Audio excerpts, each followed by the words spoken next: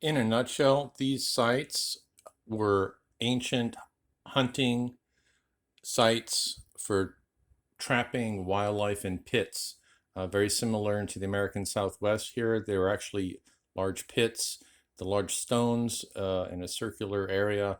Logs would be laid across them. That's why the T shape. They were all half underground on a downslope of a hill, so game could come up over it and would come down in and fall directly into the pits. And even earlier, there apparently were sites where they were mixed with some living conditions, perhaps even where these were safe shelters. You could disappear or even pop out if an enemy's coming by, I suppose. So they were an alternative to having caves readily available when you're out on a plains area.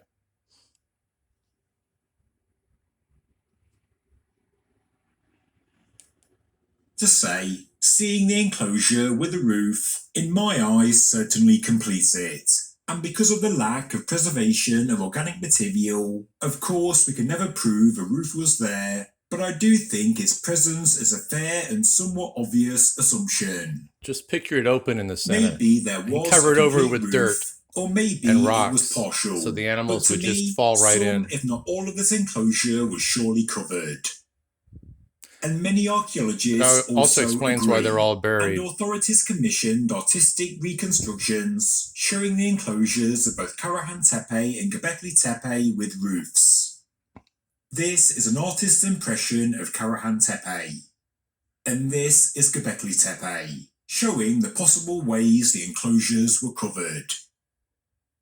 Of course, like anything and everything with the ancient world, not everybody agrees, and some believe the enclosures were open air, with the pillars lining up with stars, like some kind of primitive observatory.